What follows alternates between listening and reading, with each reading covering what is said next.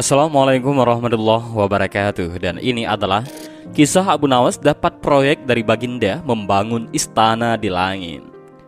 Abu Nawas adalah pujangga Arab dan merupakan salah satu penyair terbesar sastra Arab klasik. Penyair ulung sekaligus tokoh sufi ini mempunyai nama lengkap Abu Ali Al-Hasan bin Hani Al-Hakami dan hidup pada zaman Khalifah Harun Ar-Rasyid di Baghdad. Dan cerita berikut ini dinukil dari kisah 1001 Malam. Berikut kisahnya. Abu Nawas belum kembali, kata istrinya.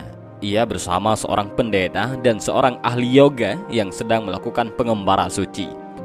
Padahal saat ini Baginda amat membutuhkan bantuan Abu Nawas.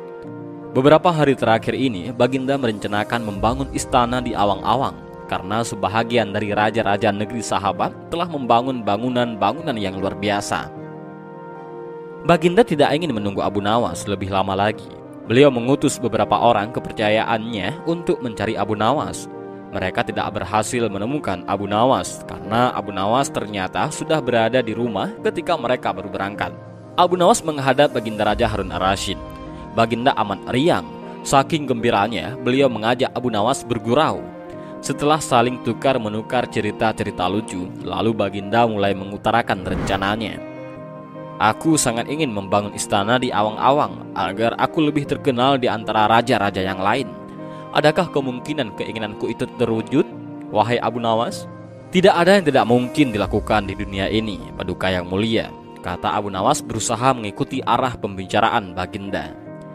Kalau menurut pendapatmu hal itu tidak mustahil diwujudkan, maka aku serahkan sepenuhnya tugas ini kepadamu, tegas Baginda. Abu Nawas terperanjat. Ia menyesal telah mengatakan kemungkinan mewujudkan istana di awang-awang. Tetapi nasi telah menjadi bubur. Kata-kata yang telah terlanjur didengar oleh Baginda tidak mungkin ditarik kembali. Baginda memberi waktu Abu Nawas beberapa minggu. Rasanya tak ada yang lebih berat bagi Abu Nawas kecuali tugas yang diembannya sekarang. Jangankan membangun istana di langit, membangun sebuah gubuk kecil pun sudah merupakan hal yang mustahil dikerjakan. Hanya Tuhan yang mampu melakukannya. Begitulah gumam Abu Nawas. Hari-hari berlalu seperti biasa. Tak ada yang dikerjakan Abu Nawas kecuali memikirkan bagaimana membuat Baginda merasa yakin kalau yang dibangun itu benar-benar istana di langit. Seluruh ingatannya dikerahkan dan dihubung-hubungkan. Abu Nawas bahkan berusaha menjangkau masa kanak-kanaknya. Sampai ia ingat bahwa dulu ia pernah bermain layang-layang. Dan inilah yang membuat Abu Nawas girang. Abu Nawas tidak menyia-nyiakan waktu lagi. Ia bersama beberapa kawanannya merancang layang-layang raksasa berbentuk persegi empat. Setelah rampung, baru Abu Nawas melukis pintu-pintu serta jendela-jendela dan ornamen-ornamen lainnya. Ketika semuanya selesai, Abu Nawas dan kawan-kawannya menerbangkan layang-layang raksasa itu dari suatu tempat yang dirahasiakan. Begitu layang-layang raksasa berbentuk istana itu mengepung di angkasa, penduduk negeri gempar. Baginda Raja girang bukan kepalang. Benarkah Abu Nawas berhasil membangun istana di langit? Dengan tidak sabar, beliau didampingi beberapa orang pengawal bergegas menemui Abu Nawas. Abu Nawas berkata dengan bangga, Paduka yang mulia, istana pesanan Paduka telah rampung. Engkau benar-benar hebat, wahai Abu Nawas, kata Baginda memuji Abu Nawas. Terima kasih Baginda yang mulia, kata Abu Nawas. Lalu bagaimana caranya aku ke sana? Tanya Baginda Raja. Dengan tambang, Paduka yang mulia, jawab Abu Nawas. Kalau begitu siapkan tambang itu sekarang. Aku ingin segera melihat istanaku dari dekat, kata Baginda tidak sabar. Maafkan hamba, Paduka yang mulia. Hamba kemarin lupa memasang tambang itu, sehingga seorang kawan hamba tertinggal di sana dan tidak bisa turun, kata Abu Nawas. Bagaimana dengan engkau sendiri, wahai Abu Nawas? Dengan apa engkau turun ke bumi? Tanya Baginda. Dengan menggunakan sayap, Paduka yang mulia, kata Abu Nawas dengan bangga. Kalau begitu, buatkan aku sayap supaya aku bisa terbang ke sana, kata Baginda. Paduka yang mulia, sayap itu hanya bisa diciptakan dalam mimpi, kata Abu Nawas yang menjelaskan. Engkau berani mengatakan aku gila sepertimu? Tanya Baginda sambil melotot. Ya Baginda, kurang lebih seperti itu, jawab Abu Nawas tangkas. Apa maksudmu? Tanya Baginda lagi.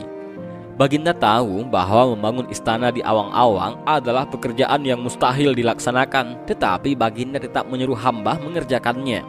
Sedangkan hamba juga tahu bahwa pekerjaan itu mustahil dikerjakan, tetapi hamba tetap menyanggupi titah baginda yang tidak masuk akal itu, kata Abu Nawas enteng.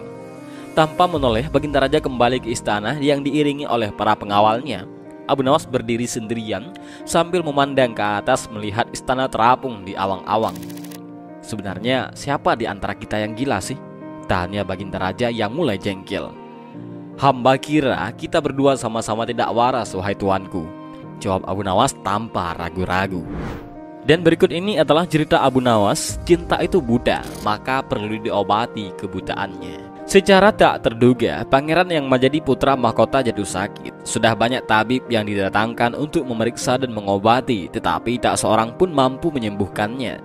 Akhirnya raja mengadakan sayembara. Sayembara boleh diikuti oleh rakyat dari semua lapisan, tidak terkecuali oleh para penduduk negeri tetangga. Sayembara yang menyediakan hadiah menggiurkan itu dalam waktu beberapa hari berhasil menyerap ratusan peserta.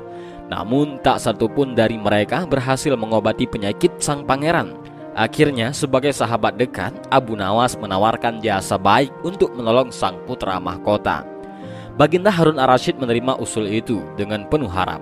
Abu Nawas sadar bahwa dirinya bukan tabib. Dari itu ia tidak membawa peralatan apa-apa. Para tabib yang ada di istana tercengang melihat Abu Nawas yang datang tanpa peralatan yang mungkin diperlukan. Mereka berpikir, mungkinkah orang macam Abu Nawas ini bisa mengobati penyakit sang pangeran? Sedangkan para tabib terkenal dengan peralatan yang lengkap saja tidak sanggup.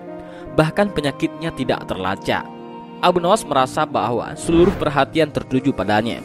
Namun Abu Nawas tidak begitu memperdulikannya. Abu Nawas dipersilahkan memasuki kamar pangeran yang sedang terbaring. Ia menghampiri sang pangeran dan duduk di sisinya.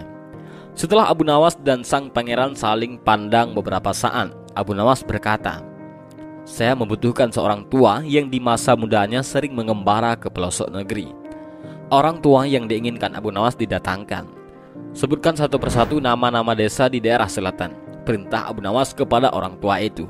Ketika orang tua itu menyebutkan nama-nama desa bahagian selatan, Abu Nawas menempelkan telinganya ke dada sang pangeran. Kemudian Abu Nawas memerintahkan agar menyebutkan bahagian utara, barat, dan timur. Setelah semua bahagian negeri disebutkan, Abu Nawas mohon agar diizinkan mengunjungi sebuah desa di sebelah utara.